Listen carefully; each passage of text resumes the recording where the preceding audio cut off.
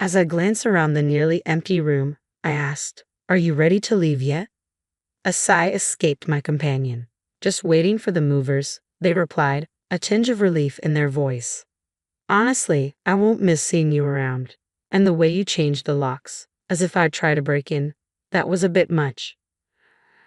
Had always been curious about why such extreme precautions were necessary, but now it seemed almost irrelevant. When I first met Kevin, he was a quiet man, always concerned about what others thought. After we got married, he became the epitome of a henpecked husband. A week after I settled into my new home, Kevin showed up, desperate. "It's me. Open up," he urged. I pretended not to recognize him, meeting his panic with feigned ignorance. "I'm Carol, a 34-year-old who works part-time 4 days a week," I said through the door. It's been 3 years since Kevin and I tied the knot. We don't have children, but I always thought we could still find happiness together. In the early days of our marriage, we stayed up late talking about our dreams for the future. We were both new to love, cautious at first, but I thought we genuinely enjoyed each other's company. "Let's be that couple that grows old together," I suggested one night. "Yeah, I like that idea. Maybe 3 kids, a boy and a girl." "That's exactly what I was thinking," I agreed. Those light-hearted conversations were delightful to someone like me who had never really been interested in love or marriage. Meeting Kevin had been unexpected. We met at a party I attended out of obligation, not enthusiasm. He seemed to be there under similar pretenses, and we bonded over our shared disinterests, gradually becoming friends. He was serious, a bit reserved, but always kind, and I found that charming. Then, out of nowhere, he proposed. "Carol, will you marry me? I want to make you happy." "What?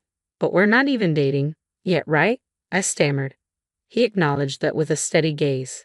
His proposal didn't push me away. Instead, it made me consider the possibility of a life with him. "If you're okay with me, then yes, I accept." His joy was undeniable. In that moment, I remembered how life can throw us these unexpected, fateful curves.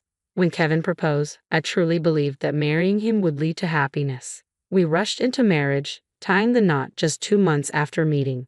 With little experience in love, our journey was clumsy at times, but that made it feel like an adventure.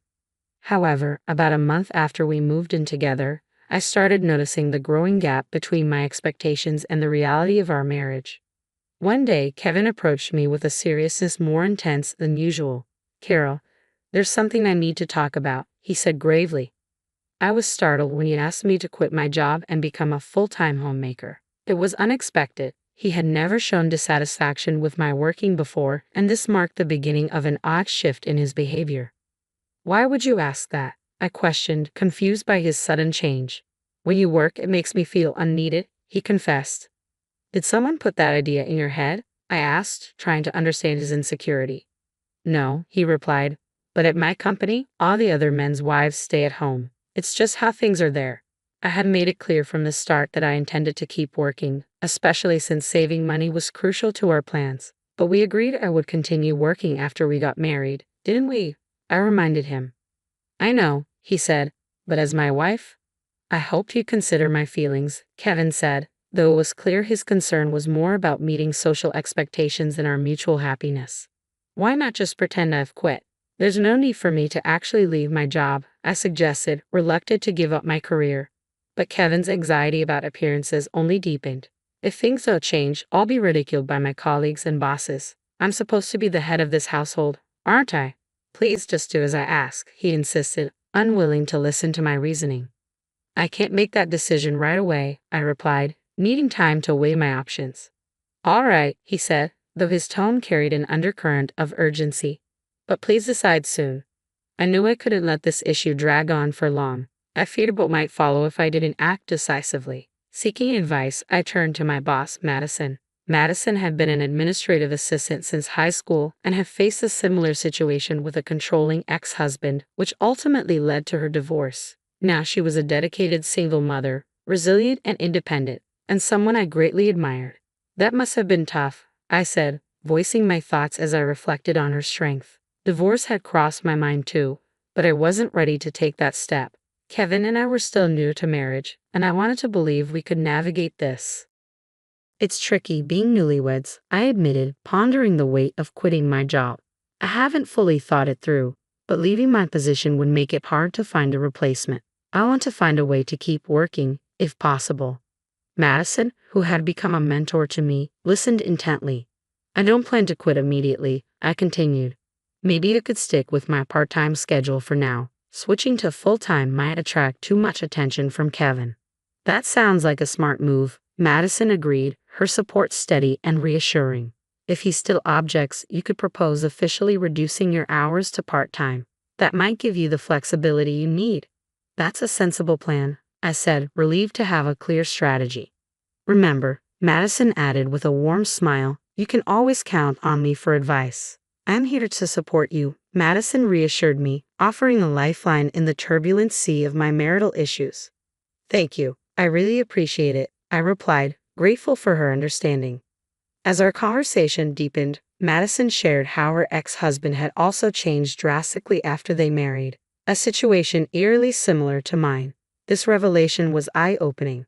I hadn't considered that some men could transform so completely after marriage, becoming almost unrecognizable from the person they once were. Seeing my circumstances through this new lens, I began to wonder, had I been misled? Despite countless discussions, Kevin and I remained at an impasse. Isn't it a woman's role after marriage to support her husband and manage the household? He argued, clinging stubbornly to outdated norms. What era are you living in? I asked, disbelief washing over me. Nowadays, it's normal for both spouses to work. Maybe for other couples, he said, trying to persuade me, but we're different. You see that, don't you? I understand where you're coming from, but I can't agree with it, I responded, stating my ground. Please try to see things from my perspective. Kevin, however, persisted, pressuring me daily to quit my job. His efforts were relentless, but I wasn't ready to give in. I consulted Madison, and together we came up with a plan. I would officially resign, but in truth, I would continue working part-time. Thankfully, Madison understood my situation and adjusted my hours to accommodate this secret arrangement. I've resigned from my job just as you wanted, I told Kevin, keeping up the facade. Really, he asked, a wave of relief washing over his face. Thank you. Now I can finally feel more secure at work. His reaction confirmed what I had suspected all along. Kevin was more concerned about appearances than our relationship. The man I thought I had married was slipping further away, leaving behind someone obsessed with how others saw him. I had hoped that this deception would protect both my independence and our marriage, but it soon became clear that my hopes were misplaced. Despite our so-called new beginning, Kevin continued to exert control over me, venting his frustrations in subtle, oppressive ways. Then one day, without warning, he sprung another demand on me. A junior colleague is coming over today, he said nonchalantly. I need you to host, Kevin said abruptly over the phone. I had no idea, I replied, caught off guard. Sorry, it was a last-minute decision. Just keep it simple, please. Get everything ready. Before I could respond, he hung up. Determined to fulfill his request, I hurried to prepare drinks and snacks. I thought I had done enough. After all, he'd said to keep it simple. But when Kevin arrived, he looked displeased. Didn't I ask you to prepare for today? He chided, his tone sharp. You said to keep it basic, and I did exactly that. What's the issue? I asked, genuinely confused by his reaction. This reflects poorly on me, he muttered, ignoring my question. I need you to fulfill your role as a wife properly. What exactly does that mean? I asked, frustration creeping into my voice. I did my best. Is there something wrong with what I prepared? No, not really, he admitted, though his expression was unreadable, a stark contrast to the kind man I had once known. From that day on, Kevin began inviting guests over almost every weekend, reveling in the social gatherings while expecting me to manage everything behind the scenes. It felt like he was trying to impress his colleagues, using me to bolster his image as a capable husband. This is getting excessive, Kevin, I ventured cautiously one evening. No, it's fine. Everyone enjoys it, and you should support my decisions. It's your duty as my wife, he insisted, brushing off my concerns. Maintaining this lifestyle was draining and expensive. How exactly am I supposed to manage all this? I asked, trying to stay calm.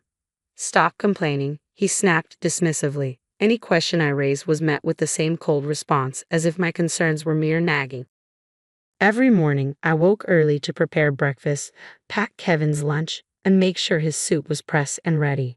When I worked part-time from 9 a.m. to 2 p.m., There was barely any time to catch my breath. Despite everything, my job became a small refuge, one of the few places where I felt like myself. Carol, you seem really tired lately. Are you okay? My coworker Deborah asked one day, noticing the exhaustion I couldn't hide. Yeah, a bit, honestly, I admitted with a weary smile. If you need anything, I'm here for you, she said gently. Thank you, Deborah. You've been such a reliable support. Unlike Kevin, Deborah saw the toll it was taking on me. She also knew about my secret part-time job and kept it hidden from Kevin, offering me the quiet understanding I desperately needed. I appreciate everything, Deborah, I whispered, grateful beyond words for her kindness. I never thought Kevin would behave this way, Deborah confessed one day, her voice heavy with concern. Neither did I. I've tried talking to him, but he won't listen. We hardly have meaningful conversations anymore, I sighed, feeling the weight of it all. If only I were stronger. But don't be too hard on yourself. You're managing work and household tasks admirably. I can see how much effort you put in, and I appreciate everything you do, she said with warmth. Her kindness was a lifeline. Living with Deborah's support had been a blessing, a stark contrast to the tension I felt at home. However, Kevin grew uncomfortable with how close Deborah and I had become. That discomfort soon led him to make a shocking and sudden decision. Where's Deborah? I asked, noticing her absence one afternoon. Mom's gone, Kevin replied casually. Gone? What do you mean? My confusion grew. I thought it would be best for her to be in a facility. She's getting older, he said, as if it were the most logical thing in the world. You actually placed her in a home? I asked, my voice cracking with disbelief. Yeah, I just finished settling her in. Now I have the house to myself, he responded, almost as if it had been a routine chore. I was at my parents' house when this happened, and I was stunned that he had unilaterally decided to send Deborah away. She wasn't frail enough to need full-time care, and it quickly became clear that his decision was more about getting rid of her than concern for her well-being. When I visited Deborah at the facility, she looked surprised but not angry, just resigned. I'm sorry it had to come to this, I apologized, my guilt weighing heavily. It's not your fault, she reassured me, her voice calm. I never expected him to go to such lengths. I'm worried about what he might do next, but I'll manage. I'll miss you, but if you ever need anything, you're always welcome here. Thank you, I whispered, feeling the gravity of the situation settle in. Afterward, Kevin and I moved into his parents' house.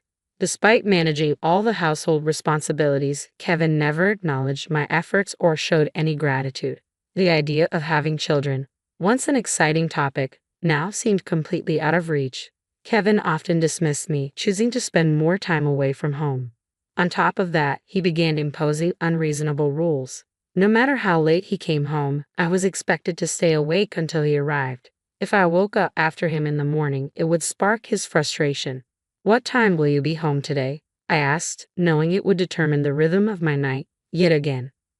Just stay up until I get back, okay, Kevin instructed one evening as usual. But something felt off.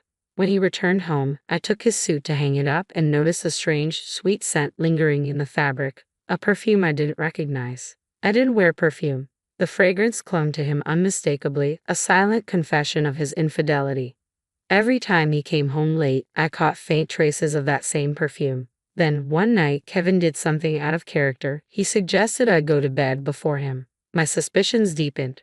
Quietly, I stayed awake, sneaking into the living room where I overheard a conversation that confirmed everything. Oh, she's clueless. When are you going to leave her? A woman's voice asked. I'll kick her out soon enough, Kevin replied nonchalantly, his voice clear. Their words cut through the silence, revealing that their affair had been going on for some time. While the discovery of the affair didn't shock me, it disgusted me. Kevin, still technically my husband, had become someone I no longer recognized. Despite my fleeting hopes that things might turn around, his treatment of me remained cold and unchanging. We were approaching our 3-year anniversary, and instead of things improving, Kevin dropped another bombshell. I have a business trip the day after tomorrow. I need you to get everything ready, he announced abruptly. That's very short notice, I replied, feeling my suspicion rise again. His trips had become a recurring excuse, and I couldn't shake the feeling that this was just another cover for spending time with his mistress. I remembered the warning from a colleague's wife at a company gathering.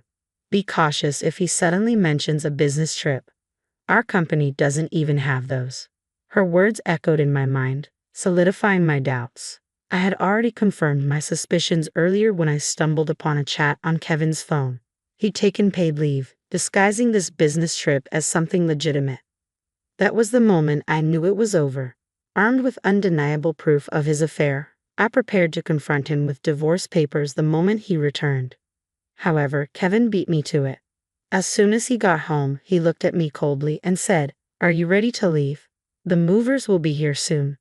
"What? Why are you saying this all of a sudden?" I asked, stunned by his blunt directive.